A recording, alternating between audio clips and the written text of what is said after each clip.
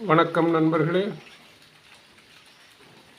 எப்பொருள் யார் யார் வாய் கேட்பினும் அப்பொருள் மெய்ப்பொருள் காண்பது அறிவு. திருமந்திரம், அம்பிகையின் வேத நூல். கடந்த பதிவில் பார்த்தோம். சென்ற பதிவுகளில் கந்தன் சுவாமி இருமூன்று வட்டமாய ஒளி. ஸோ கந்தன், சண்முகன், இதெல்லாம் எப்படி நம்ம தெரிஞ்சுக்கிடலாம்? தமிழ் கடவுள் அப்படின்றது மட்டும் கிடையாது, இது எல்லாருக்கும் கடவுள். ஏன்னா இது உலக பொதுமறை. பெறுதற்கு அறிய பிறவியை பெற்று பெறுதற்கு அறிய பிராணன் அடி பேணாதவர் மனிதர்கள் அல்ல. திருமந்திர பாடல்கள் இது எல்லாமே, நான் சொல்கிறது எல்லாமே திருமந்திர பாடல்கள். படிக்கணும், புரியாது, படிக்கணும், கொஞ்சம் புரியும், படிக்கணும், கொஞ்சம் உணரலாம். இந்த மாதிரி படிச்சுக்கிட்டே இருக்கணும். நான் என்ற இந்த உடம்பு நான் பிறக்கும்போது பிறந்தது. ஸோ அது நான் அல்ல அப்படிங்கிற உண்மையை நம்ம என்னைக்கு உணர்கிறோமோ அன்னைக்கு திருமந்திரம் நமக்கு கைவிடும். இறைவன் அடி நாம் நிச்சயமாக சேரலாம், பிறவியாகிய பெருங்கடலை நீந்தலாம். இதுதான் திருமந்திரத்தில் இருக்கக்கூடியது. ஸோ அம்பிகையின் வேத நூல். வேதம்னா ஏற்கனவே சொல்லியாச்சு, மந்திரங்களாக இருக்குது. முதல்வனின் வாக்கு, அம்பிகையின் வாக்கு. ஸோ அந்த மந்திரங்கள் அலைகளாக இருக்குது, மின்காந்த அலைகள், எலக்ட்ரோ மேக்னெட்டிக் வேவ்ஸ். நம்ம பார்க்குறோம்.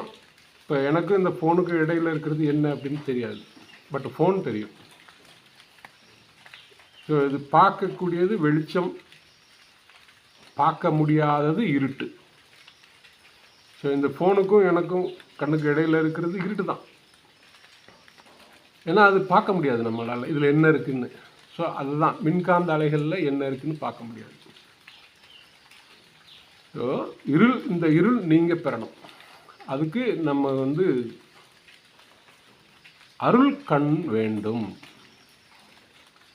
இந்த அருள் கண் அப்படின்னா என்ன, அருள் அப்படின்னா என்னன்னு பார்த்தோம் போன பதிவுகளில். இது நம்ம உடல் இந்த உடம்பை நீக்கணும். இந்த காயத்தை இக்காயம் நீக்கி இனியொரு காயத்து புக்கு பிறவாமல் போகும் வழி அறிஞ்சாய், எக்காலத்தில் இந்த உடல் நமக்கு ஆனது என்று அக்காலம் உண்ண அவனின் அருள் பெறலாமே. ஸோ இந்த உடம்புக்கு உள்ளே இருக்கிற மின்காந்த அலைகளை நம்ம பார்க்கணும். அதுதான் தவம். அதுக்கு அவனுடைய அருள் வேணும். அவனுடைய அருள் வேணும் அப்படின்னா ரெண்டு காரியம் பண்ணணும். அறத்தோடு வாழணும், தவத்தோடு வாழணும். அறம் செய்ய விரும்பு அப்படின்னு ஔவையார் எடுத்துருக்குது எல்லாமே. ஸோ ஒரு மனிதனாக பிறந்து விட்டால் இயமம் நியமம், இது பண்ணணும், இது பண்ணக்கூடாது, இதுதான் இயமம் நியமம். இந்த இயமம் நியமம் மனிதர்களுக்கு மட்டுமல்ல, இறைவன் இங்கே இருக்கிற கோள்களுக்கு எல்லாம் வகுத்து வச்சிருக்கிறான். சூரிய மண்டலத்தை சுற்றுகின்ற 7 கிரகங்கள், 2 நிழல் கிரகம். அது இன்னொரு நாள் பார்க்கலாம். நிழல் கிரகம் அப்படிங்கிறதா ராகு கேது. அது ரொம்ப இன்ட்ரெஸ்டிங்காக இருக்கும், கொஞ்சம் பெரிய சப்ஜெக்டு. பட் நம்ம கொஞ்சம் ரொம்ப ஷார்ட்டாக போட ஆரம்பிச்சிருக்கிற வீடியோ, கொஞ்சம் புரிகிற மாதிரி இருக்கணும் அப்படின்ட்டு. ஸோ அதனால் இன்னொரு நாள் பார்க்கலாம் அந்த இது. ஸோ இந்த 9 கிரகங்கள் இதை இயக்கக்கூடியது இந்த எனர்ஜி. இந்த எனர்ஜி இதுக்கு பேரும் இயமம் நியமம் அவன் நிறுத்தி வச்சிருக்கிறான். இப்படித்தான் வலது பக்கம் இருந்து இடது பக்கம் சுற்றணும், இத்தனை டிகிரியில் சுற்றணும், இது எல்லாம் வகுத்து வச்சிருக்கிறான். இதுக்கும் இயமம் நியமம் தான் பேர். ஸோ அதனால் 8 வகையான இயமம் நியமம் அப்படின்னு சொல்லிட்டு இந்த வருதில் தாரணை, அது சயமுக்கு தாரணை ஏற்கனவே போட்டேன். இது எல்லாமே இயற்கையாக அமையப்பட்டது. இந்த உடம்பே ஆர்டிஃபிஷியல் இன்டெலிஜென்ஸு, செயற்கை நுண்ணறிவு கொண்ட இந்த உடம்பு. நல்லா புரிஞ்சுக்கோங்க, இறைவனுக்கு இது செயற்கை நுண்ணறிவு கொண்ட உடம்பு. இந்த 4வது ஆர்டிஃபிஷியல் இன்டெலிஜென்ஸ் அப்படின்ட்டு ஏற்கனவே ஒரு வீடியோ போட்டிருக்கேன். தன்னின் நிலையை அறிவது தான் அந்த ரோபோ. அந்த மாதிரி அந்த ரோபோ அறிஞ்சிக்கிடுச்சு அப்படின்னா அது வந்து பெரிய சக்தி. அது மாதிரி தான் இறைவன் நமக்கு கொடுத்த நுண் அறிவை நாம் தெரிஞ்சுக்கிட்டோம் அப்படின்னா இந்த பொய்யான காயம் ஆனால் இந்த பொய்யான காயத்தை வச்சு தான் மெய்யான காயத்துக்குள்ளே போக முடியும். ஸோ முதல் தந்திரத்தில் நம்ம பார்த்தோம் விண்ணின்று இழிந்து அப்படின்னு.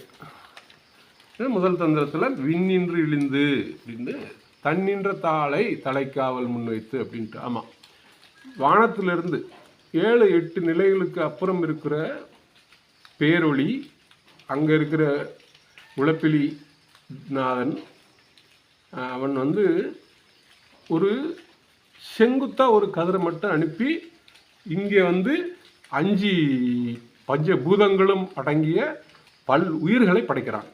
இது பாடல்கள் இருக்குது. பாடல்கள்லாம் பார்ப்போம், யாருக்கு டவுட் வந்தாலும் கேளுங்க. ஸோ இந்த இதில் வந்து பார்க்கும்போது இந்த மாதிரி உருக்கியோர் ஒப்பில ஆனந்தத்தை கண்ணின்று காட்டி களிம்பு அறுத்தானே அப்படின்றாங்க. இந்த களிம்பு அறுத்தான் எங்கள் கண்ணுதல் நந்தி, களிம்பு அறுத்தான் அருள் கண் விழிப்பித்து அப்படின்னு வருது 2வது பாடல் இது. ஸோ களிம்பின் அணுகாத கதிரொலி காட்டி பளிங்கில் பவளம் பதித்தான் பதியே. ஸோ நமக்குன்னு ஒரு பதியை இங்கே பதிச்சிட்டான், புரிஞ்சுக்கணும். இதான் வந்து எல்லாரும் வந்து பண்ணுற மிஸ்டேக்கு. பாடலில் வந்து நமக்குன்னு ஒரு பதி எல்லா உயிர்களுக்கும் இருக்குது, மனிதனால் உணர முடியும். அந்த பதியை இங்கே பதிச்சிருக்கிறான். அந்த பதியை வந்து நம்ம வந்து சீரடையணும். அதுக்கு வந்து அங்கேருந்து வந்து இந்த பதியை ஆக்டிவேட் பண்ணணும். இந்த பதியை ஆக்டிவேட் பண்ணால் இந்த பசு பாசம் நீங்கி இறைவனோட போகலாம். இதுதான்.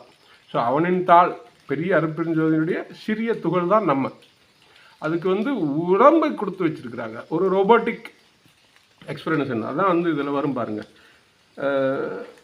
இதில் வந்து 114வது பாடல் 118வது பாடல் மலங்கள் 5ஆம் என மாற்றி அருளி தலங்கள் 5ஆன சதாசிவமான புலங்கள் 5ஆன பொதுவினில் நந்தி ஆரியன்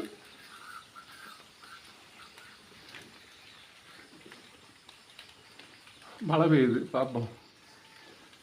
புலங்கள் 5ஆனால் பொதுவினில் நந்தி நலங்கள் 5ஆனுள் நயந்தான் அறிந்தே அறிவை புலனுடனே நான் என்றது ஆகி. பாருங்க 119வது பாட்டு 119 முதல் தந்திரத்தில் அறிவு 5புலனூடே நான் என்றதாகி நெறி அறியாது உற்ற நீராழம் போல. கடலுக்குள்ள வந்து எதுவும் தெரியாது நம்மளுக்கு, ஆழம் எவ்வளோ இருக்குன்ட்டு. அந்த மாதிரி இந்த புலன் வந்து சிக்கி தவிச்சிருச்சு நான் அப்படிங்கிறதுனால. ஸோ அறிவுள்ளே அழிந்தது போல இந்த நான் அப்படின்றது வந்து அழிஞ்சு போச்சு இந்த உடம்பு. ஸோ இந்த உடம்பை வெளியில் கொண்டு வரணும்னா அதுக்கு குரு அறிவிப்பான் குருபரனாமே. இது 119வது பாடலில். இந்த 119 இதில் தான் வந்து அவர் சொல்கிற ஆமேவு அடுத்த பாடல் ஆமேவு பால் நீர் பிரிக்கின்ற அன்னம் போல் தாமே தனி மன்றில் தன்னம் தனி நித்தம் தீமேவு பல்கரணங்களுடன் உற்றன தாம் 7 பிறப்பு எரி சார்ந்த வித்தாமை. வந்து ஆமேவு பால் நீர் பிரிக்கின்ற அன்னம் போல. அன்னம் பறவை வந்து பாலை வந்து தனியாக பிரித்து எடுத்துரும், தண்ணியில் நிறையா கலந்துட்டோம் அப்படின்னா. அது மாதிரி தனிமன்றில் தன்னம் தனி நித்தம் தீமேவு பல்கரணங்கள் உற்றன. இந்த மாதிரி நம்ம கரணம் அப்படின்னா வந்து இந்த உடம்பால் செய்யக்கூடிய காரியங்கள். இந்த கரணங்களை வந்து இந்த தீமேவு பல் தான் அருட்பெருஞ்சோதி. அது வந்து நம்மளை வந்து அந்த கரணங்களை வந்து இயக்குது. அந்த ஆமே அதான் அந்த தீ மேவும் பல் கரணங்கள் உற்றன இந்த தாம் 7 பிறப்பெரி சார்ந்த வித்தாமை. ஸோ இந்த மாதிரி நம்மளுடைய 7 பிறவிகளுக்கு ஏற்ப அதான் தாம் 7 பிறப்பு எரி சார்ந்த வித்து இதுதான். ஸோ இது ஒரு வித்து. நம்ம உடம்பு வந்து வேறு பிறவிகளில் அங்கேருந்து இது எல்லாத்தையும் வந்து ஒரு 7 பிறவிக்கு உரிய ஒரு தீமேவு பல்கரணங்கள், அதுக்குரிய நம்மளுடைய காரிய காரணங்கள், இந்த உடம்புக்குரிய செய்கைகள், அதெல்லாம் வந்து டெய்லி பண்ணிக்கிட்டு இருக்குது. நித்தம் இதுதான் பண்ணுது. ஸோ இதுக்கு என்ன பண்ணணும்? இதுதான் காயம் பலகை கவர் 5 கண் 3 ஆயம் பொறுவதோர் 51 அக்கரம். அதான் அந்த இது அதை வந்து நம்ம புரிஞ்சுக்கிட்டோம் அப்படின்னா தாயக்கட்டை உருட்டி விளாண்டுக்கிட்டு இருக்கிற எம்பெருமான் சரணம் அடைஞ்சிட்டோம் அப்படின்னா முடிஞ்சு போச்சு. ஸோ அடுத்த பாட்டில் பாருங்கள், இந்த வித்தை கெடுத்து வியாக்கிரமத்தையே மிக சுத்த துரியம் பிறந்து. வியாக்கிரம அப்படின்னா வந்து புலி அப்படின்ட்டு மீனிங் இருக்குது. பட் வியாக்கிரமம் இது கொஞ்சம் மிஸ்டேக் இருக்கலாம். என்னை பொறுத்தமல்ல இது புந்தி. இதில் வந்து துரியம், சுத்த துரியம் பறக்குது. இது மாதிரி நம்ம வந்து மௌனமாக இருந்து இந்த காரண காரியங்களுக்கெல்லாம் வந்து இருக்கக்கூடிய செயல்கள், இந்த அனல், அதான் தீமேவுப்பல், இந்த அனல் அப்படியே நிறுத்துறது தான் தவம். எம்பெருமானே பார்வையோட நம்ம வந்து கண்ணின் விழி உள்ளே பார்க்க ஆரம்பித்தோம் அப்படின்னா அது நின்றும் மனசு. நம்ம பார்க்குறேன் கண்ணு ரெப்ப அதுக்குள்ள அப்படியே உள்ள அதுக்கு போக ஆரம்பிச்சுன்னா அதுதான் வந்து துரியம். உள்ள அது ஓப்பன் ஆகணும். அதான் சுத்த துரியம் பிறந்து தொடக்கற ஒத்து புலன் உயிர் ஒன்றாய் உடம்போடு செத்து இட்டு இருப்பர் சிவயோகி. புரிஞ்சுக்கோங்க, அமைதியாக இருக்கணும். கோயிலில் போய் உட்கார்றதுக்கு காரணமே அதுதான். ஸோ நம்ம ஒரு கோயிலில் போய் உட்கார்ந்தோம் அப்படின்னா எம்பெருமானை தவிர வேறு ஒன்றும் இல்லை. இங்கே எல்லாமே அதுதான். பட் கோயிலில் போய் உட்கார்ந்த காரணம் அங்கே அமைதியான இடம் அது. அதனால் கோயிலுக்கு போகிறோம். ஸோ அதுக்கப்புறம் வந்து நிறைய வந்து டீட்டெயில்ஸ் எல்லாமே அது நமக்கு தன்னால் வரக்கூடியது. இங்கே ஒரு தனிமையிலிருந்து நம்ம வந்து இந்த மாதிரி இருந்தால் தான் இதெல்லாம் சாதிக்க முடியும். அதுதான் சிவயோகமாவது சித்து அல்ல, தவயோகத்து உள் புக்கு தன் ஒளி தானாய் அவயோகம் சாராது அவன் பதி போக நவயோக நந்தி நமக்கு அளித்தானே. இது ரொம்ப இன்ட்ரெஸ்டிங்கான பாடல்களுங்க. 6 கோடி ஒளி உடைய தேகம் இந்த தேகம். அதுக்கு பாடல்களை பார்த்துருக்குறோம். ஸோ இந்த 6 கோடி ஒளி இருக்குது உள்ள. அந்த ஒளியை வந்து ஒன்றா மாற்றணும். அதான் அந்த லூசி அப்படின்னு ஒரு வீடியோ போட்டிருந்தேன், ஒரு படம், சினிமா படம். அது வந்து 100% பிரெயின் ஆக்டிவேட் ஆகிற மாதிரி பார்த்துருந்தோம். பட் இதுதான் வந்து 6 கோடி ஒளி இருக்குது உள்ள உடம்புக்குள்ளே. அது வந்து மின் அலைகள், அதுதான் வெளிச்சம். அதை நம்ம பார்க்கணும். அதை பார்த்துட்டோம் அப்படின்னா அதுதான் வந்து அளித்தான் உலகெங்கும் தானான உண்மை. அவன் தான் எல்லாம் இருக்கான். இதுக்கப்புறம் தான் நமக்கு வந்து அளித்தான் அமரர் அழியாத உலகம், அளித்தான் திரு மன்றுள் ஆடும் திருத்தாள், அளித்தான் பேரின்பத்து அருள் வெளி தானே. புரிஞ்சுக்கோங்க, முதல் தந்தத்தில் இந்த அளவுக்கு டீட்டெயிலாக இருக்குது.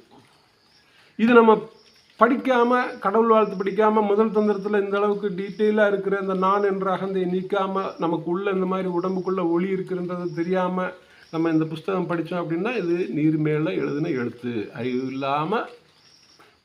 அது மாதிரி இந்த இது இருக்குது. 1237வது பாடலில் என்ன அவர் சொல்கிறாருன்னு பார்ப்போம்.